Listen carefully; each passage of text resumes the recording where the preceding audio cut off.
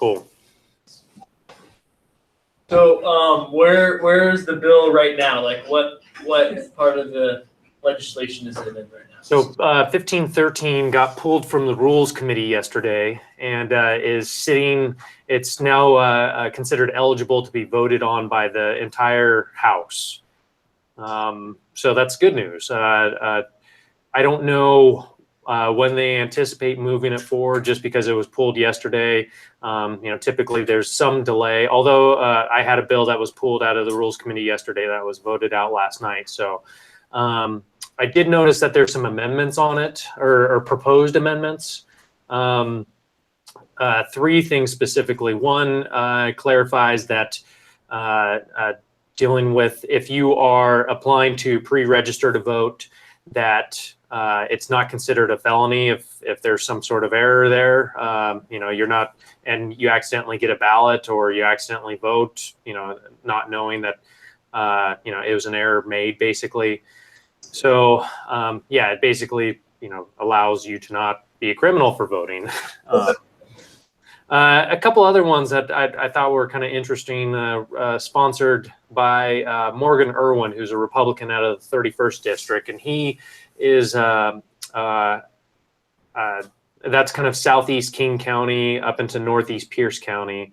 He's a Seattle police officer, so I'm not quite sure what the actual intent behind them are, but two things. One is allowing you to pre-register for a concealed permit for carrying a gun.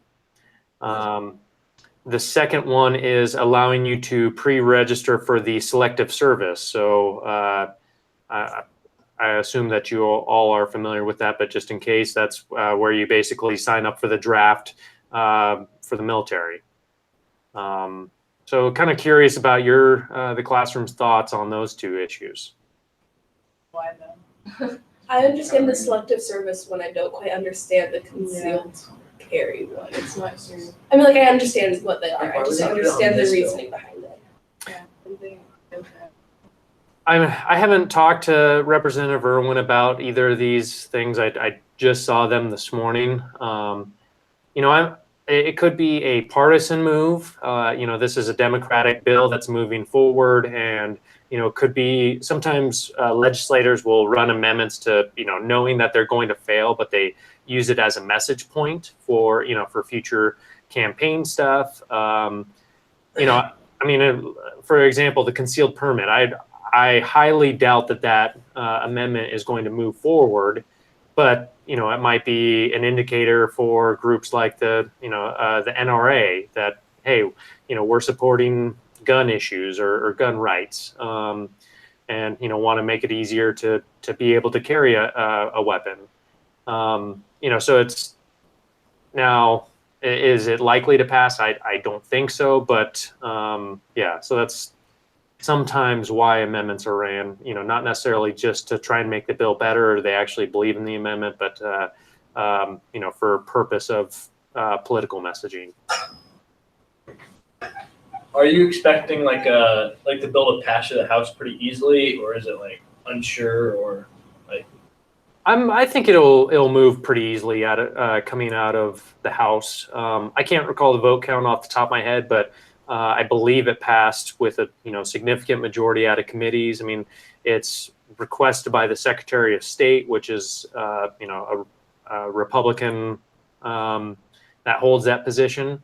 So my guess is that it's got bipartisan support. You'll likely see a good vote count coming out of the House, which bolsters the bill's chances in the Senate. If you can say that this is a bipartisan issue, people are less likely to, try and throw roadblocks or obstruct the bill from moving forward. So I think it's got a pretty good chance of moving forward. We're going to try to contact both Representative Vise and Van Werven. We had a couple of people send emails already, but trying to get most people to send something, because it'd be awesome if we could flip their vote. Yeah, that'd be great. I can check in with them and see if they are open to the bill even more. And I know it's going to be another 2 weeks or a week. I can't remember the schedule when we get back onto a normal schedule. I think it's 2 weeks from now. But by that time, I can send you an email update, but by that time, the bill will be into the Senate, assuming it passes out of the House.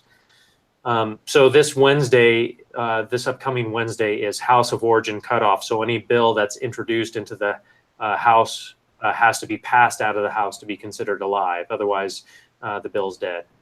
So I'm pretty confident that this bill is going to be able to make it past that cutoff point.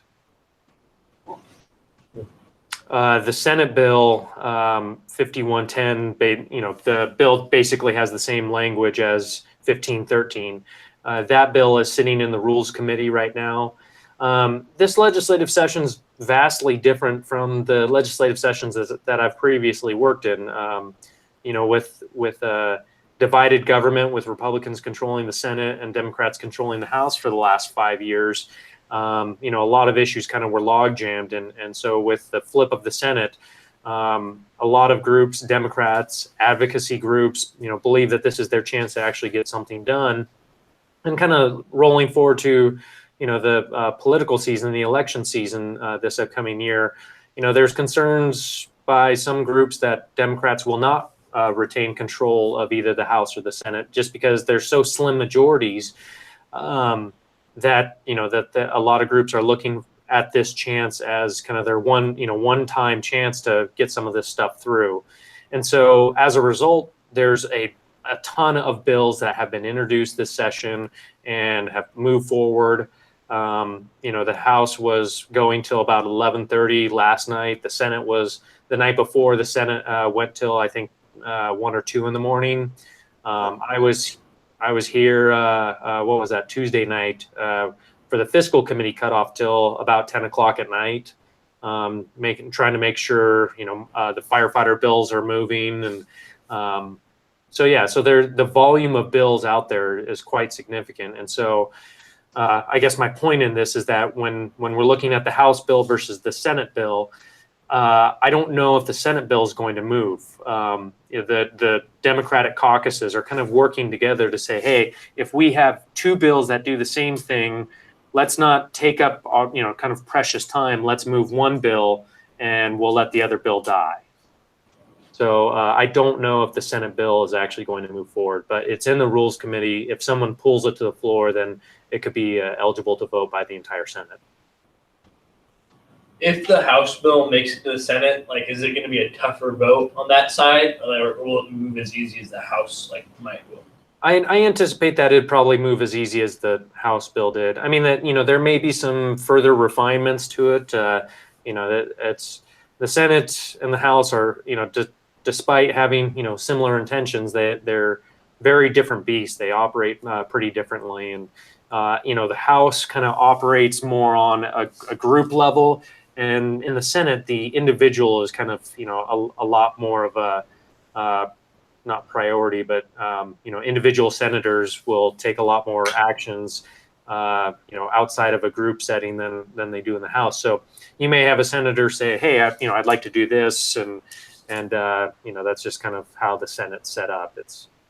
It's interesting, at least for me, being engaged in this, this whole process, it's interesting to me to watch the difference between the 2 chambers work. So, but the short answer is I think it will move at a speedy pace through the Senate. The other thing, after House of Origin cutoff, the deadlines are significantly shorter. So I can't recall right now when the next deadline after that, but it's opposite chamber policy committee cutoff. And so I want to say they have a week and a half, maybe just a week to consider all policy bills and policy committees. And then after that policy committee cutoff, there's a very short, I think it's only 4 days before they have fiscal committee cutoff. And so they'll likely be working over a weekend then just to try and get as many bills through as possible. Ask about when they sign. When does the governor sign? Do they sign them just as in bulk, or how do they do that? So the governor can sign in kind of a variety of different matters. And there's specific timelines required with each bill. And I can't recall them all, but typically they'll start having bill signings towards the end of legislative session. There's a time frame that the governor has to take action by, or else the bill automatically goes into law. And so the governor also has, in Washington State, the governor has line item veto allowance. So the governor can go in and veto specific sections of the bill too. So it doesn't have to be, I don't like this whole policy, I'm vetoing the entire thing. He'll go and veto, specific sections of the bill. So I anticipate probably, early March is when we'll start seeing bill signings, and those will go, into April. So it just kind of depends on the bill process. So.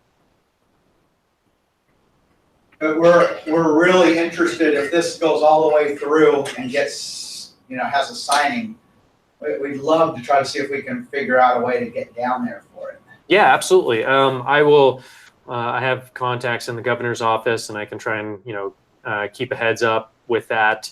Bill signings, they're open to the public. It's, it's typically done at the Capitol in the governor's office. Sometimes on a special occasion bill, and it's certainly possible. I mean, this is a big issue for people that the governor may go to a school to sign a bill. So I'll check in with Representative Berquist and see if this goes, as assuming this bill's move forward, if there's any special plans for it, or if it's just going to face a typical bill signature. So I will definitely keep you in the loop on that. Cool. Got any more questions? What's kind of your focus right now? What do you obviously got firefighter bills? What is there? Yeah, so I am kind of locked in battle on a specific bill. I have 3 primary bills I'm working on. The State Council of Firefighters have a number of bills that we have. We have a pretty ambitious legislative agenda, kind of going back to that whole, here's our opportunity to get things done. We feel we have been stymied by the split legislature, for the past 5 years. And so my 3 big issues, 2 of them are dealing with workers' compensation. So when you become sick or injured because of your job, receiving benefits through the state's workers' compensation system, or the self-insured system. And so firefighters, we have a long history and study of recognizing that we get sick because of our jobs with a number of cancers. So that's, I know numerous firefighters that have either come down with cancer or have died of cancer in their 30s, in their 40s. And so recognizing that these are occupational diseases and not just, a normal cancer, allowing that to be because of your job allows for additional benefits. So, for example, I know a firefighter that has a cancer called adenocarcinoma, and he's in his late 30s, and he is not going to be able to return to work as a firefighter. He has to be on oxygen all the time. And so because of that, what does he do now? He's been disabled because of his job. He's not able to return to work as a firefighter. And so, we believe that should be recognized as an occupational disease, and that he should be able to receive benefits for that. And should he, ultimately succumb to his cancer, that he gets line of duty death benefits. And there's a number of benefits that come with that. It provides protections for his family, provides health care, provides, financial income for them. So yeah, having it recognized that these are occupational diseases is one of those things. So the kind of one of my primary bills adds 9 cancers to this list of 11 cancers out there. And we call it presumptive disease. And it's really about, who has to prove the disease. is because of their job. So typically, if I'm injured or get sick at work, it's my duty as the employee to prove that it is because of my job that I was sick or injured. But because cancer is really hard to conclusively prove that, yes, I got it from this specific exposure at this fire, or this chemical got on me, or I breathed in this smoke at this incident, and it has directly caused my cancer. It's really difficult to prove that. And so really this bill is about shifting that burden of proof from the employee to the employer, and the employer has to say that it is not because of your job. So it's a little bit complicated. Workers' comp stuff is not exactly like a really attractive issue to work on, but it's vitally important to us. The other big issue is dealing with post-traumatic stress disorder. Our firefighters are, kind of like combat veterans. We're exposed to terrible scenes on a regular basis, and having PTSD recognized as an occupational disease. There's actually a law in the books that says you cannot claim mental health illness from stress, which is exactly what PTSD is. You can't claim PTSD as an occupational disease,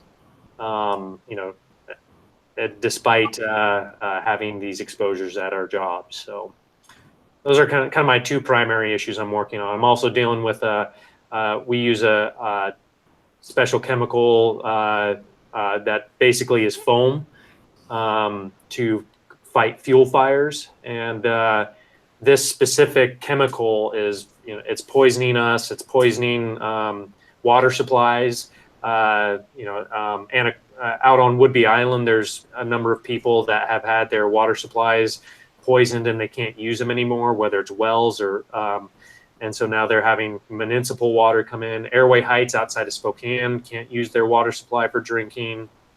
So we're trying to ban those specific foams, and because there are other foams out there that aren't going to give firefighters cancer and aren't going to poison water wells. So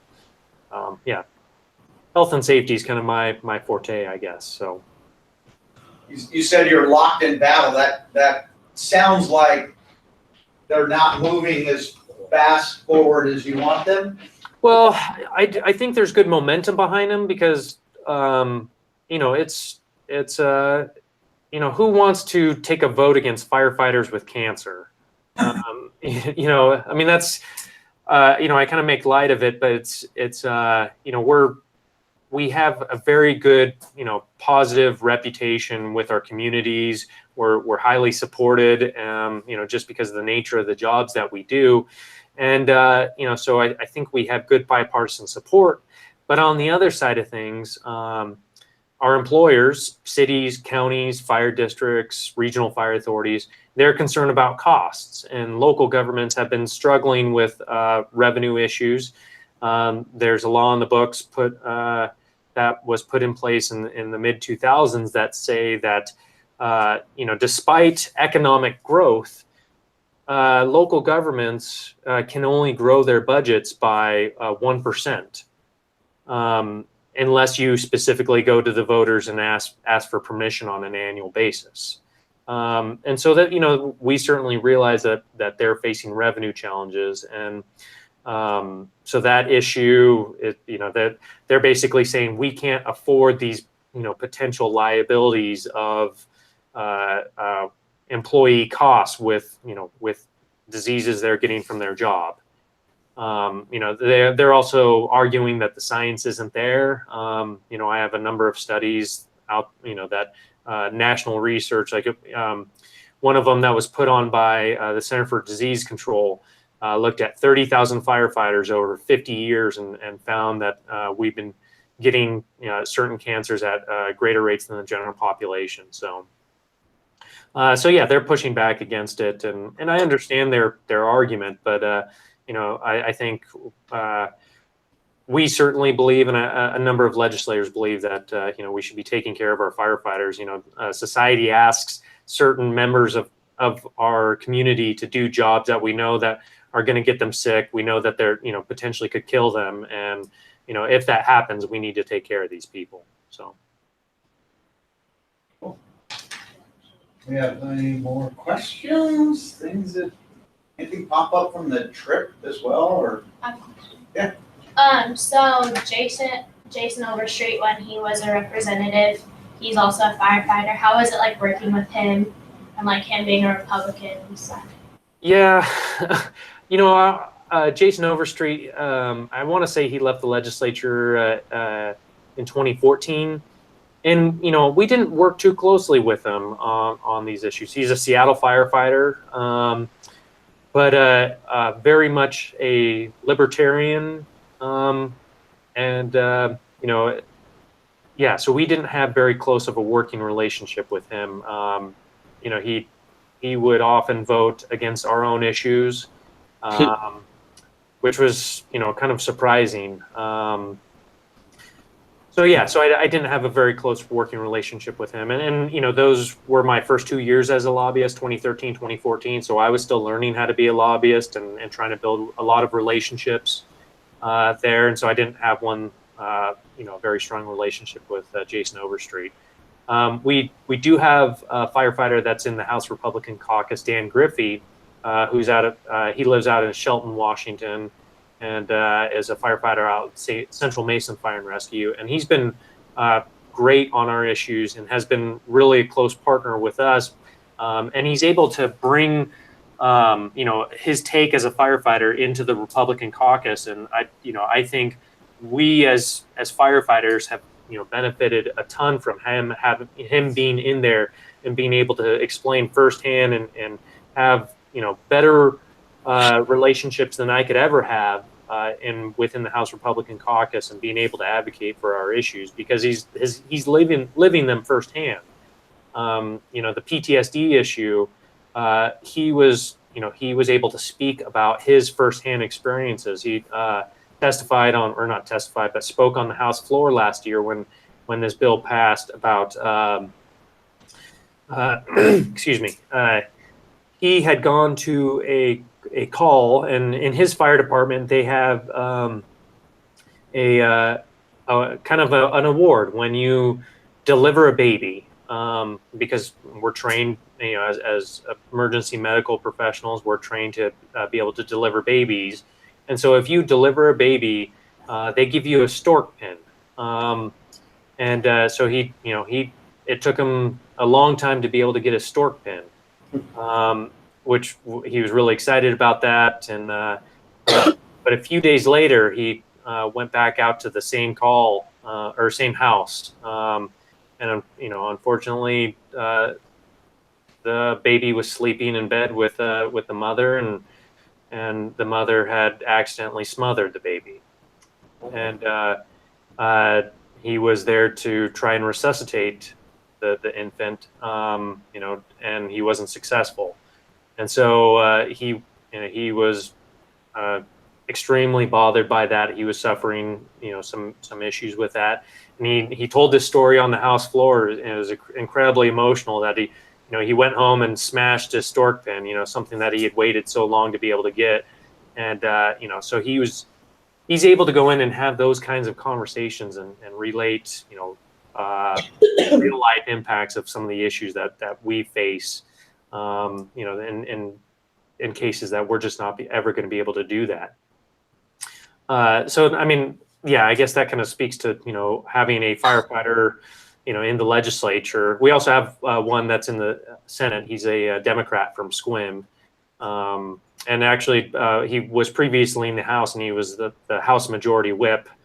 So basically the number 3 ranking member in the House.